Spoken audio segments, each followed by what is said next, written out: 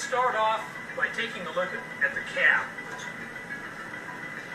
This is where the captain and the engineer ride in the fire apparatus.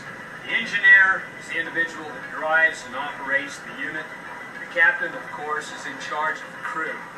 On this particular piece of equipment, we have 4 men, a captain, an engineer, and 2 firefighters. Now, the firefighters ride back up in this area. This is known as a jump seat.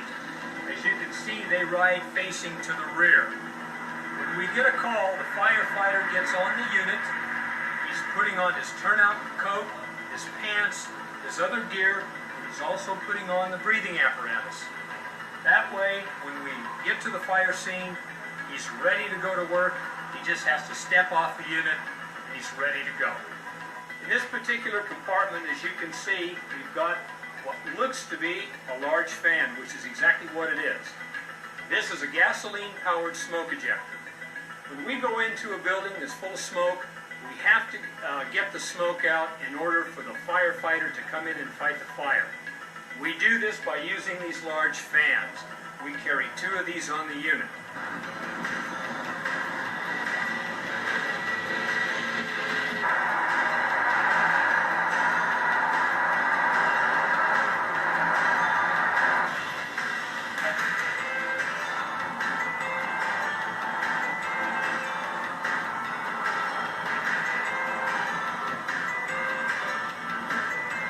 This is the compartment that contains the levers that operate our outriggers and that we can raise and lower the ladder. Behind this sheet up here is where we keep all of our ladders. All the ladders, as you can see it just on buttons, we've got all of our ladders, 16, 20-foot, the big 40-footer. Over on this side, another 16, another 20, and a 35-foot. Also in this compartment, and they're kind of hard to see, but if you look real close, back up in here, we have what we call pike poles. Long poles with a hook on the end. We use those poles to pull down ceilings inside a building if we need to get up into the attic area.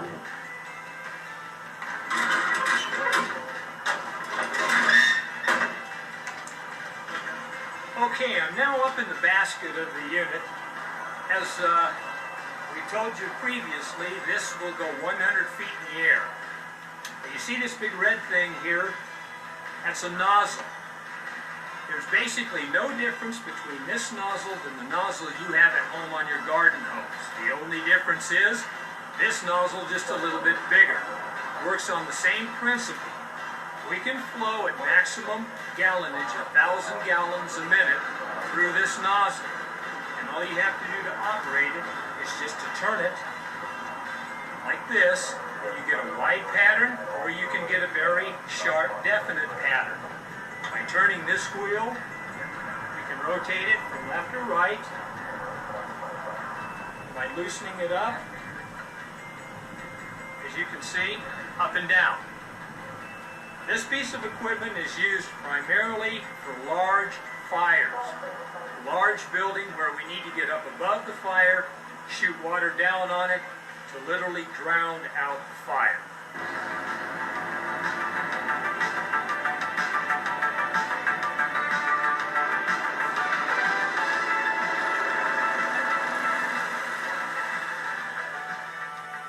Another important piece of equipment used to fight fires is the helicopter. It helps with rescues, in moving equipment, and it can also carry small amounts of water.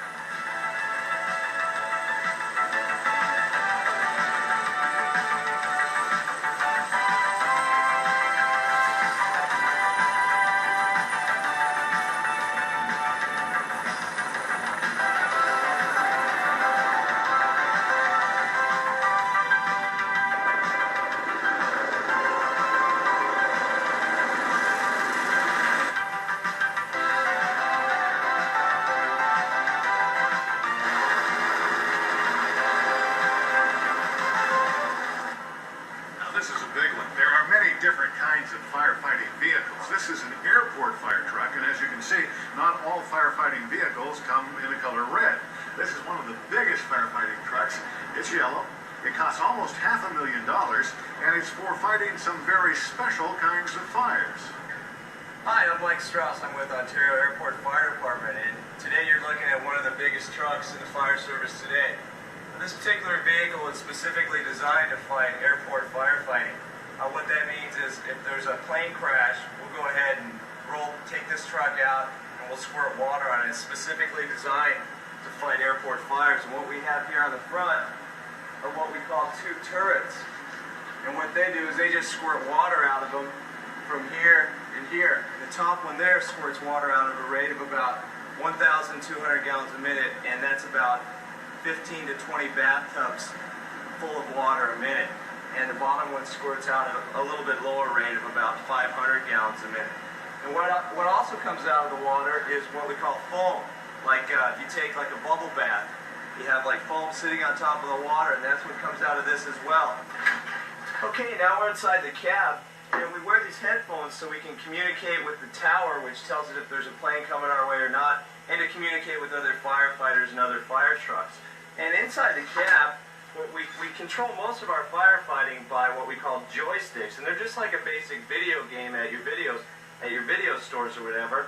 And you can control most of your firefighting, the turrets that I showed you earlier, by moving the joystick back and forth, and it'll squirt water whichever way you turn it. And everything in here is basically just like driving a regular car. You've got your gas pedal, and you've got your brake pedal, and then you've got your gear shift, steering wheel, and horn.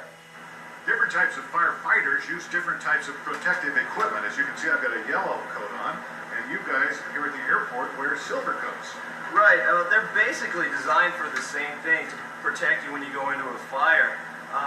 The reason why they're aluminized is to reflect the heat a little bit more than the standard Nomex firefighting, and they're a little bit heavier.